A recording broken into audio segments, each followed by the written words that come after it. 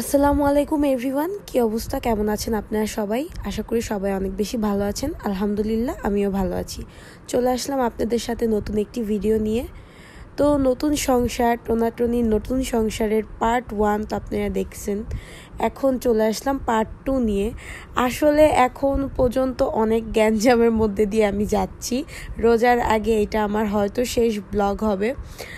আপনারা সবাই জানেন হয়তো, আর যারা জানেন না তাদের জন্য আজকের ভিডিওটা, যেহেতু ছোটোখাটো করে নতুনে একটা জীবন শুরু করতেছি, নতুনভাবে নিজের সংসারটা সাজাচ্ছি। কারণ কি এতদিন আমার কোনো নিজের সংসার ছিল না।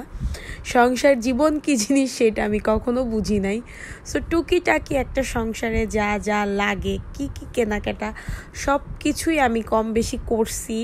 বাট আমরা এখনও ফার্নিচার জিনিসটা এখনও নেই বিকজ আমরা একটু টাইম নিতেছি সব কিছু একটু গুছাইতে, বিকজ সব কিছু খুব সাডেনলি হইতেছে। এত সাডেনলি সব কিছু হচ্ছে যে আর কি বলবো। তো সব কিছুর সাথে যেমন আপনার পার্সোনাল লাইফ, তেমন কিন্তু আপনার প্রফেশনাল লাইফটাও কিন্তু চালায় যেতে হবে। কোনোটাকে ফালায় রেখে কোনো কিছু করতে পারবেন না। তো যেমন প্রফেশনাল লাইফের কাজ যেমন টুকিটাকি করলাম, তেমন পার্সোনাল লাইফের কাজটাও করতেছি, কম বেশি করে গুছাইতেছি। আমরা এই মাসের শিফট হয়েছে আমাদের নতুন বাসায়, আমাদের নতুন সংসারের। তো 1 তারিখ থেকে এই 10 তারিখের মধ্যে মনে হয় একদিন আমরা মাত্র বাসায় ছিলাম। সো আমি খুব কম ক্লিপ নিয়েছি। আমি সত্যি কথা বলতে সব কিছু খুবই প্রাইভেট রাখছি, আমি জানি। বাট আপনারা জানেন যে কি অনেকেই জিনিসগুলো আসলে পজিটিভ ওয়েতে নেয় না, যার কারণে প্রাইভেট রাখা। আমার বাসায় এখনও কোনো কিছু নাই, বাট যাই করার সব কিছুই আমি টুকটাক করে আস্তে আস্তে আপনাদের সাথে অবশ্যই শেয়ার করব। আমি জাস্ট বেসিকভাবে ঘরটা গুছাইছি, এখনও কোনো কিছু কিনি নেই ফার্নিচার। আর আমরা যেদিন থাকছি ওই দিন আমাদের জাজিমও কেনা হয়েছে, এইরকম একটা ব্যাপার। যেদিন আমি ঘর গুছাইছি ওই দিন আমাদের জাজিমটাও কেনা হয়নি।